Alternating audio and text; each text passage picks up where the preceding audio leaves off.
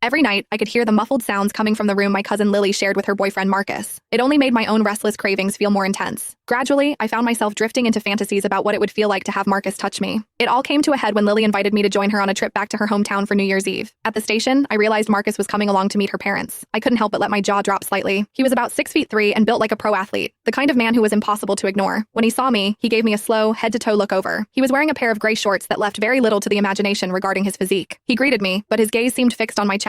I had developed quite early, and today I was wearing a low-cut V-neck top that showcased a rather deep neckline. I was also in a short skirt. I knew that if I leaned over even slightly, everything would be on display. As he stood behind me, I could feel the heat of his gaze. It hit me then. With his height, he probably had a clear view of everything. I instinctively tugged at my shirt and skirt, my cheeks burning. He casually looked away and mentioned he was going to grab some snacks for the trip. Watching him walk away, I couldn't resist teasing Lily. I've heard personal trainers are something else. Is it true? Lily gave me a mysterious, flushed smile. Oh, it's true. He definitely knows how to keep me satisfied. He's incredibly well endowed. I caught my breath. My God, that must feel incredible. I couldn't help but wonder what it would be like to experience that just once. I glanced back in his direction. As he walked, his physical presence was undeniable, shifting with every step. I'd heard rumors about how much a man like that could grow. I felt a sudden weakness in my legs just thinking about the logistics of it. Lily had told me before that he was high maintenance, needing attention several times a day. Every time I saw her, she had a certain radiant glow. It was clear she was being very well taken care of. As I was lost in thought, Lily leaned over and winked at me. Want to give him a try? My breathing hitched. I bit my lip, feeling a wave of guilty excitement. Lily, stop teasing me! I looked up and saw a flash of genuine interest in Marcus's eyes as he overheard our exchange. Finally, we boarded the train. Lily had booked a private sleeper cabin for us. It was just the three of us in the compartment, with a curtain drawn across the entrance for privacy. She and Marcus settled onto the bunk opposite mine. Lily leaned against him, scrolling through her phone, while his hands began to wander freely. Watching them, my face felt like it was on fire. I tried to focus on my own phone to hide the awkwardness, but my eyes kept drifting back. Lily was wearing a tight purple dress that hugged every curve perfectly. 10 minutes passed, and I noticed Marcus's hand slipping beneath the fabric several times. When his hand eventually emerged, it was glistening. Lily whispered shyly, "Wait, Claire is still right here." As night fell and the train grew quiet, the attendant dimmed the lights to their lowest setting. To my shock, Lily climbed onto Marcus's lap and they began to move in rhythm. I licked my lips, my mind racing with vivid images. Before I knew it, I drifted off to sleep. I don't know how long I was out, but Lily's voice eventually woke me. I opened my eyes to find the cabin lights back on. Lily gave me a playful wink. "Claire, are you hungry? Could you go to the dining car and grab 3 meals for us?" Looking at the obvious physical state Marcus was in, I knew exactly what she was asking for. "Sure," I replied quickly.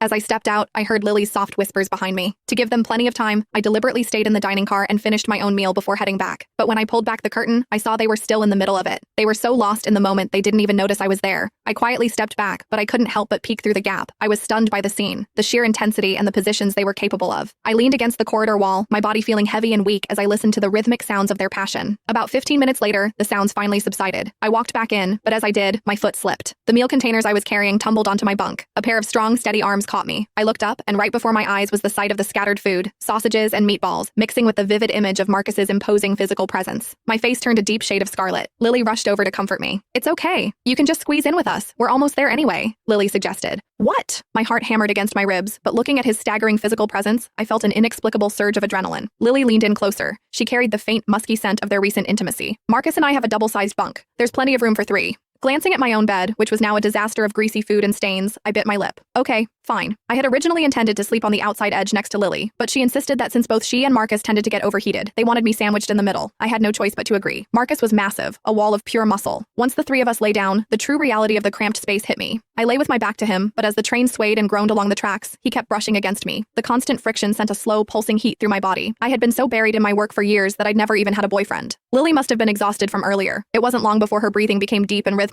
Marcus, however, was still awake, staring at his phone. I had hoped to chat with Lily to ease the tension, but now I was trapped in the middle, unable to move. Suddenly, the train gave a violent lurch, forcing me to flip over to face Marcus. Because of his height, my head only reached his chest. In the next heartbeat, I felt something firm and searingly hot press against my lower abdomen. Could it be? I swallowed hard, trying to suppress the thrill of it while I struggled to find a more comfortable position. But then, I heard a low, gravelly mumble from above. That voice, thick with masculine energy, made my ears turn bright red. "Sorry." I cleared my throat softly and glanced back at Lily. She was dead to the world. I looked up to see Marcus's face flushed a deep crimson. He shook his head. "It's fine. The train is just jumping around too much. I'll try to move over." He shifted his weight, and his hardness brushed against me. Whether by accident or design, I couldn't tell. My mouth went bone dry. I felt a wave of heat wash over me. The sheer scale of him. I could hardly wrap my head around it. I instinctively pressed my legs together, trying to find some grounding. Just as I managed to put an inch of space between us, the train plunged into a tunnel, shaking even more violently. I was tossed back and forth, my body sliding uncontrollably toward him. Before I knew it, I was backed right up against him. I gave an instinctive little squirm. My God. I was wearing a short skirt and by now it had hiked up almost to my waist. A hand found its way onto my hip, his breathing becoming ragged as if he were fighting for control. Another jolt hit, and I lost all restraint, accidentally bouncing against him and letting out a small, breathless sound. The train's whistle shrieked just in time to drown it out. My cheeks were burning as I risked a glance at Marcus. He was licking his lips, his eyes fixed on me like a predator watching its prey. This train is really something, isn't it?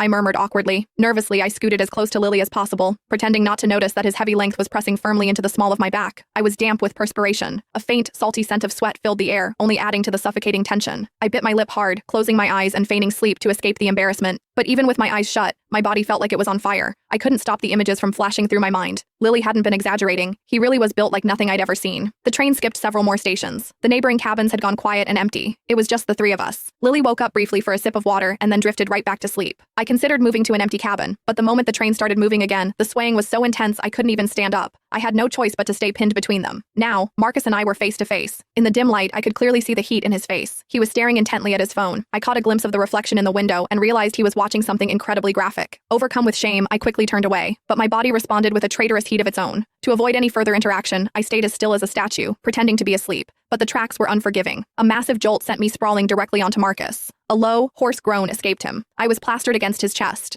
In the panic of the moment, my hand instinctively grabbed onto something solid to steady myself. To avoid the sheer humiliation of looking him in the eye, I kept them squeezed shut, continuing my act. Behind me, Lily's breathing remained steady, undisturbed. I stayed there, flush against Marcus, but I never expected what happened next. His hand suddenly reached down, hooking the waistband of my underwear.